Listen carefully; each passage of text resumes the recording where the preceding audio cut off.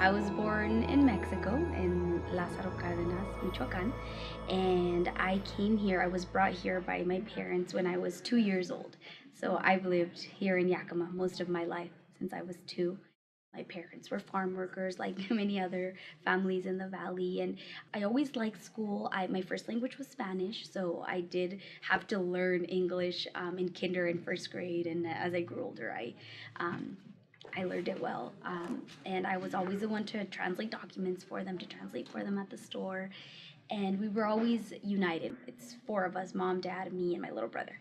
One day, the situation changed very drastically, being that my dad was deported. And with time, my mom also left to Mexico to be with him. And my little brother left with her, being that he's the smallest. And of course, I didn't want to leave all of my life here behind. At that point, I was left to be on my own and to kind of take things on my own. And it was a little hard. It was being separated from your family. I had a lot going on that I wasn't ready to leave that behind. I had goals to achieve here. I just had so many different interests. Fresh out of high school, you like to do a lot of things and you don't know what you really want to do until you try them out.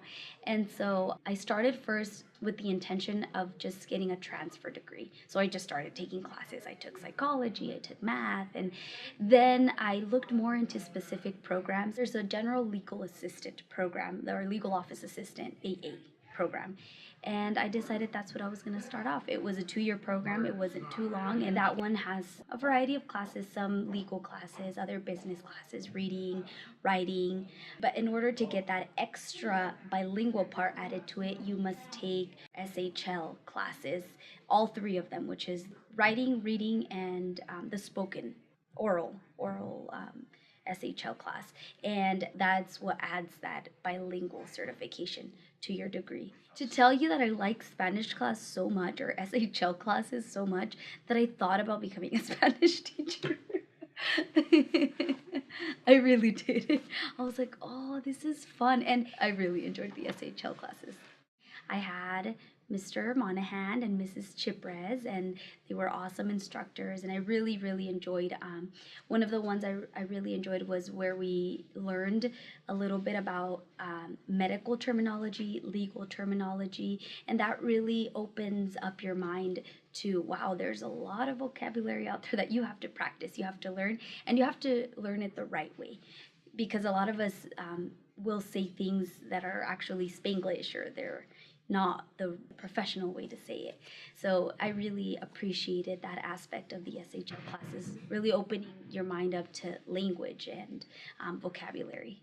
If you just graduated from high school, going into college, especially if you're trying to obtain a transfer degree from YVC, because I know that's what a lot of people do, taking those SHL classes is really helpful. It really helps to solidify your bilingual skills.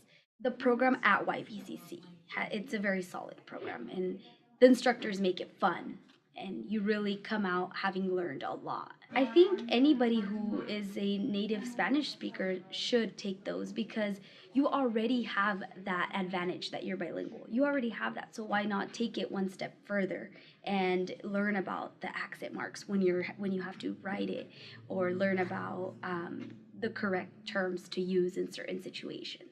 Take those SHL classes while you're at the YVC level, perhaps before you transfer. Get them done there, because they have an awesome program, awesome instructors. I went for the bilingual legal assistant program, and that's what I got, or obtained my AA in. In order to complete that degree, we had to do 100-hour internship, and I did that here at Stokes Lawrence. And after my internship was over, I got hired. So I've been working here ever since then.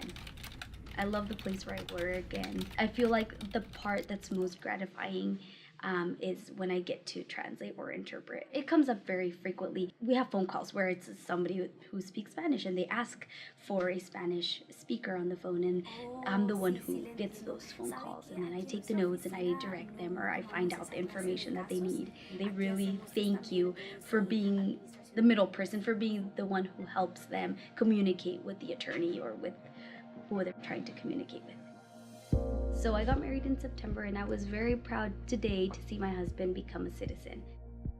It made me kind of emotional to see him. He's been here since he was 6 years old, and he's been a resident since then. Came here with all of his family as well from the state of Jalisco, and he's gone to school and worked here all his life. So it was good to see him take this step in finally becoming a citizen.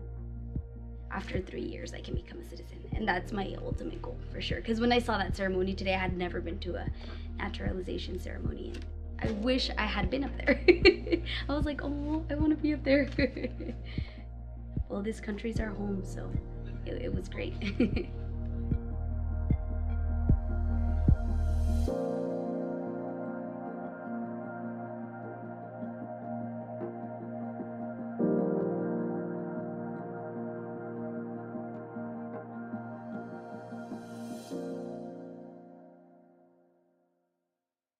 When I was like, wow, maybe I could be a Spanish teacher.